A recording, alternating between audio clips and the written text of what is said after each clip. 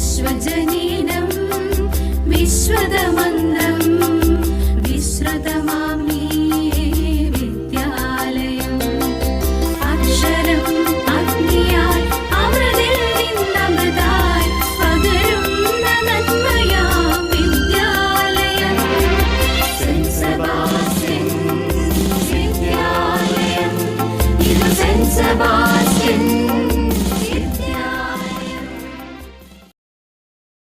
प्यारे बच्चों नमस्ते। आज की हिंदी कक्षा में सबका हार्दिक स्वागत है। तो हम एक टिप्पणी पढ़ रहे थे। टिप्पणी का नाम क्या है? हताशा से एक व्यक्ति बैठ गया था। तो ये टिप्पणी किस कविता पर लिखी गई है? कविता का नाम भी हताशा से एक व्यक्ति बैठ गया था ही है। और इस कविता का रचयिता कौन है?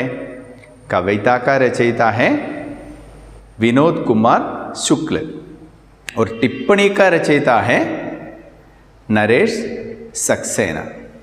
इस कविता में विनोद कुमार शुक्ल कहते हैं कि जानना शब्द का अर्थ वो नहीं है जो हम समझ रहे हैं। जानना शब्द का मतलब क्या है? किसी व्यक्ति को उसके नाम, पते, उम्र, ओहदे या जाति से जानना।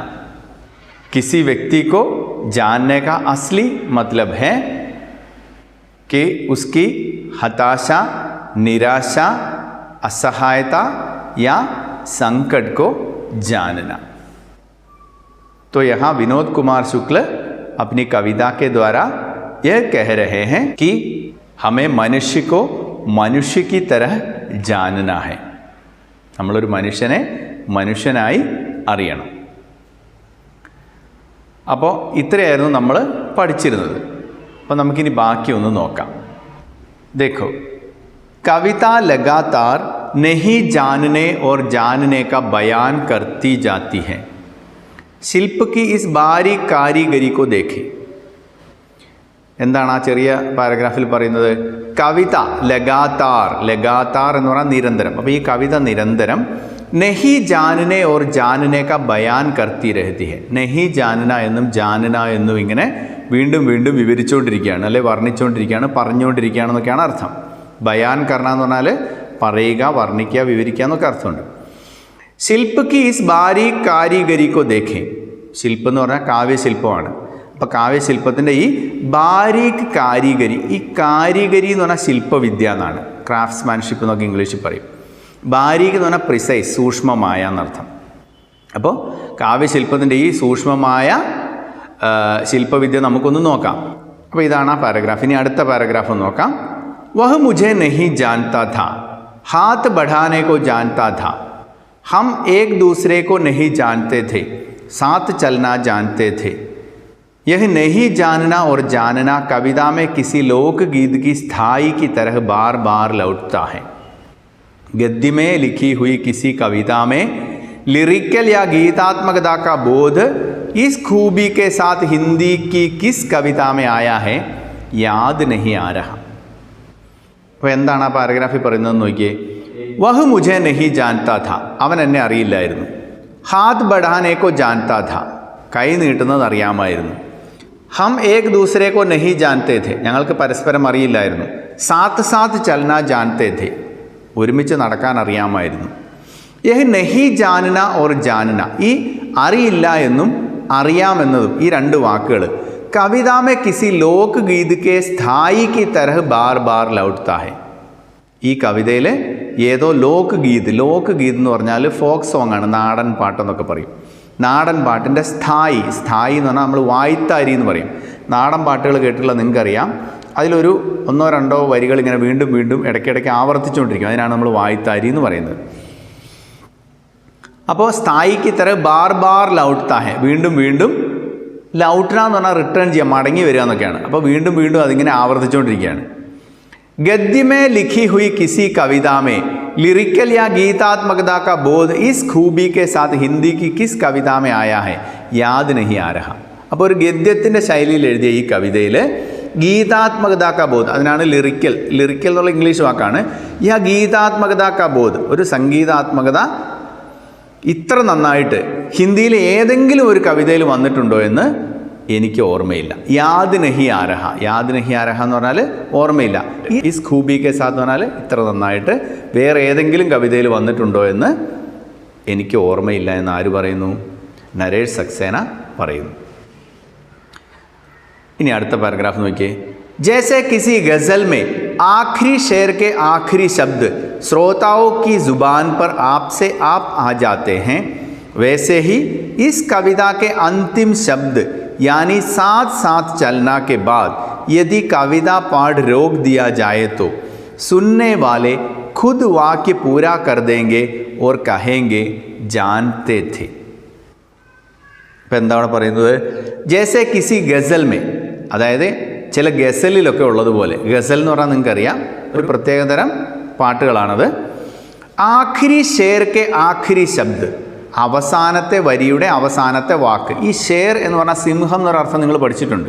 പക്ഷേ ഗസൽ കി ഷേർ എന്ന് പറഞ്ഞാൽ എന്താ അർത്ഥം? ഗസലിൻ്റെ വരി എന്നാണ്. പങ്ക്തി എന്നുള്ള അർത്ഥത്തിൽ ഷേർ എന്ന് ഉപയോഗിക്കും. അപ്പോൾ അവസാനത്തെ വരിയുടെ ആഖിരി ശബ്ദ്, അവസാനത്തെ വാക്ക്, ശ്രോതാവോ കി ജുബാൻ പർ, ശ്രോത എന്ന് പറഞ്ഞാൽ കേൾവിക്കാരാണ്, കേൾവിക്കാരുടെ ജുബാൻ പർ, ജുബാൻ എന്ന് പറഞ്ഞാൽ നാവിൽ, ആപ്സെ ആപ്പ് ആ ജാത്തേ ഹെ, ആപ്സെ ആപ്പ് ആ ജാത്തേ ഹെ എന്ന് പറഞ്ഞാൽ തന്നെത്താൻ വരുന്നത് പോലെ, വൈസേ ഹി അതുപോലെ, ഇസ് കവിതയ്ക്ക് അന്തിം ശബ്ദ്, ഈ കവിതയുടെ അവസാനത്തെ വാക്ക്, യാനി, അതായത് യാനി എന്ന് പറഞ്ഞാൽ അതായത്, സാത്ത് സാത്ത് ചലന, ഒരുമിച്ച് നടക്കുക എന്നുള്ളത്, അതിനുശേഷം സാത്ത് സാത്ത് ചലന കെ ബാദ്, ഒരുമിച്ച് നടക്കുക എന്നുള്ളതിന് ശേഷം, യദി കവിത പാഠ് രോക് ദിയാ ജായേ, കവിതയുടെ ആലാപനം അങ്ങ് നിർത്തിയാൽ, തോ സുനനെ വാലെ ഖുദ് വാക്യ പൂരാ കർ ദേംഗെ ഓർ കഹേംഗെ ജാൻതേ ഥേ. അപ്പം ഈ സാത്ത് സാത്ത് ചലന എന്ന് വരെ പാടിയതിന് ശേഷം ആ കവിത അവിടെ നിർത്തിയാൽ കേൾക്കുന്നവർ തന്നെത്താൻ ആ വാക്യം പൂരിപ്പിക്കും. എന്ത് പറഞ്ഞിട്ട്? ജാൻതേ ഥേ. മനസ്സിലായില്ലേ? അപ്പം ഇതിനകത്ത് ഈ ജാൻതേ ഥേതും നെഹി ജാൻതേ ഥേന്നും ഒക്കെ വീണ്ടും വീണ്ടും ഇങ്ങനെ വരുന്നത് കൊണ്ട് ആ കവിത ഇടയ്ക്ക് വെച്ച് നിർത്തിയാൽ ശ്രോതാക്കൾ തന്നെത്താനെ ആ ഭാഗം പൂരിപ്പിക്കുമെന്നാണ് ഇവിടെ നരേഷ് സക്സേന പറഞ്ഞു വയ്ക്കുന്നത്. അടുത്ത പാരഗ്രാഫ് നോക്കിയേ. यह कविता जानना शब्द के रूढ़िग्रस्त अर्थ को पूरी तरह से बदल देती है. इस कविता की पहली दो पंक्तियों में ही कवि अपनी पूरी बात कह देता है. शेष पंक्तियाँ उसी कहे गए को और सघन और गहरा करती हैं. कविता का संदेश है कि दो मनुष्यों के बीच मनुष्यता का एहसास यानी मानवीय संवेदना होना ज़रूरी है, जानकारियाँ ज़रूरी नहीं है, किंतु यह संदेश कविता में उपदेश की तरह नहीं आता. ഇനി നമ്മുടെ അവസാനത്തെ ഭാഗം കൂടി നോക്കിയേ. യഹ് കവിത ജാനന ശബ്ദ കെ രൂഢിഗ്രസ്ത് അർത്ഥ കോ പൂരി തരഹ സെ ബദൽ ദേത്തി ഹെ. ഈ കവിത അറിയുക എന്നുള്ള നമ്മുടെ ചിരപരിചിതമായ ആ അർത്ഥത്തെ പൂരി തരഹ സെ ബദൽ ദേത്തി ഹെ. പൂരി തരഹ സെ ബദൽ ദേത്തി ഹെ എന്ന് പറഞ്ഞാൽ പൂർണ്ണമായും മാറ്റുന്നു. ഈ രൂഢിഗ്രസ്ത് അർത്ഥം എന്ന് പറഞ്ഞാൽ നമ്മൾ പരമ്പരാഗതമായി ഇങ്ങനെ, അല്ലെങ്കിൽ നമ്മുടെ ആചാരപരമായി നമ്മളിങ്ങനെ തുടർന്ന് കൊണ്ടുവരുന്നൊരു അർത്ഥമുണ്ട് അതിന്, അറിയുക എന്ന് പറഞ്ഞാൽ. അതാണ് നേരത്തെ നമ്മൾ പറഞ്ഞ കിസി വ്യക്തിക്കോ ഉസ്കെ നാം പത്തേ ഉമ്ര ഓഹ്ദെ യാ ജാതി സെ ജാനന, അതാണ് രൂഢിഗ്രസ്ത് അർത്ഥ്, നമ്മൾ പാരമ്പര്യമായിട്ട് കൊണ്ടുവരുന്ന അർത്ഥമാണത്. പക്ഷേ ആ അർത്ഥത്തെ ഇവിടെ കവി പൂർണ്ണമായും മാറ്റി എഴുതുന്നു. ഇസ് കവിത കി പെഹലി ദോ പങ്ക്തിയോ മേ ഹി കവി അപ്നി പൂരി ബാത് കഹ് ദേത്താ ഹെ. ഈ കവിതയുടെ ആദ്യത്തെ 2 വരികളിൽ തന്നെ കവി തനിക്ക് പറയാനുള്ള മുഴുവൻ കാര്യങ്ങളും പറഞ്ഞു കഴിഞ്ഞു. മനസ്സിലായോ? ആദ്യത്തെ 2 വരി ഏതാണ്? ഹതാശാ സെ ഏക് വ്യക്തി ബൈഠ് ഗയാ ഥാ, ഉസ് വ്യക്തി കോ മേ നഹീ ജാൻതാ ഥാ, ഹതാശാ കോ ജാൻതാ ഥാ. അപ്പോൾ ആ വരിയിൽ തന്നെ കവി തനിക്ക് പറയാനുള്ളതെല്ലാം പറഞ്ഞു കഴിഞ്ഞു. ശേഷ് പങ്ക്തിയാ ഉസി കഹേ ഗയേക്കോ, ബാക്കി വരുന്ന വരികൾ, ബാക്കിയുള്ള വരികൾ ഉസി കഹേ ഗയേക്കോ, ആ പറഞ്ഞതിനെ ഓർ സഘൻ ഓർ ഗഹരാ കർത്തി ഹെ, വീണ്ടും ഉറപ്പിക്കുകയും ഡീപ്പാക്കുകയും ചെയ്യുന്നു. സഘൻ എന്ന് പറഞ്ഞാൽ ഡെൻസ് എന്നാണ്, കനമുള്ളതെന്നൊക്കെയാണ് അർത്ഥം. ഗഹര എന്ന് പറഞ്ഞാൽ ആഴമുള്ളത്. അപ്പോൾ ആ പറഞ്ഞതിനെ തന്നെ വീണ്ടും ഉറപ്പിക്കുകയും ആഴത്തിലാക്കുകയും ചെയ്യുന്നതിന് വേണ്ടിയിട്ടാണ് ബാക്കി വരികൾ. കവിത കാ സന്ദേശേക്ക്, കവിതയുടെ സന്ദേശം ഇതാണ്. എന്ത് പ്രധാനപ്പെട്ടതാണ് ഓർത്തിരുന്നോണം. ദോ മനുഷ്യോं के बीच मनुष्यता का एहसास यानी मानवीय संवेदना होना ज़रूरी है, जानकारियाँ ज़रूरी नहीं है. രണ്ട് മനുഷ്യർ തമ്മിൽ മനുഷ്യതാക്ക എഹസാസ്, മനുഷ്യത്വത്തിൻ്റെ ഒരു അനുഭവം, അതായത് മാനവീ സംവേദന. മാനവീ സംവേദന എന്ന് പറഞ്ഞാൽ എന്താണ്? എംപതി എന്ന് പറഞ്ഞാൽ സഹാനുഭൂതി എന്നൊക്കെ നമ്മൾ പറയും. ഹോന ജറൂരി ഹെ, അതുണ്ടാവേണ്ടത് ആവശ്യമാണ്. രണ്ട് മനുഷ്യർ തമ്മിൽ മനുഷ്യത്വം എന്ന ബോധവും അതുപോലെ തന്നെ സഹാനുഭൂതിയും ഉണ്ടാവേണ്ടത് അത്യാവശ്യമാണ്. ജാൻകാരിയ ജറൂരി നഹി ഹെ, മറ്ററിവുകളൊന്നും അത്ര അത്യാവശ്യമല്ല. ജാൻകാരിയ എന്ന് പറയുന്ന എന്താ അർത്ഥം? അറിവുകൾ.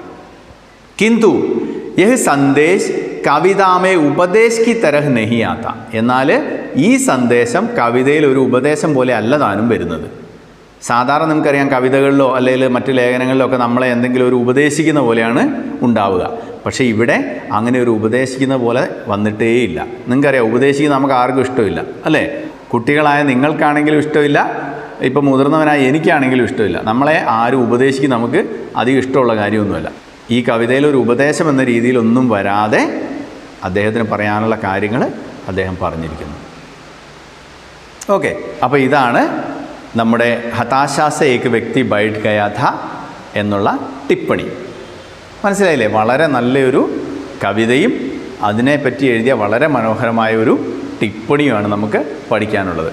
അപ്പോൾ നിങ്ങൾ ഓർത്തോണം, कविता का नाम है हताशा से एक व्यक्ति बैठ गया था, कवि का नाम है विनोद कुमार शुक्ल और टिप्पणीकार का नाम है नरेश सक्सेना. ഇതും മറന്നു പോകരുത്.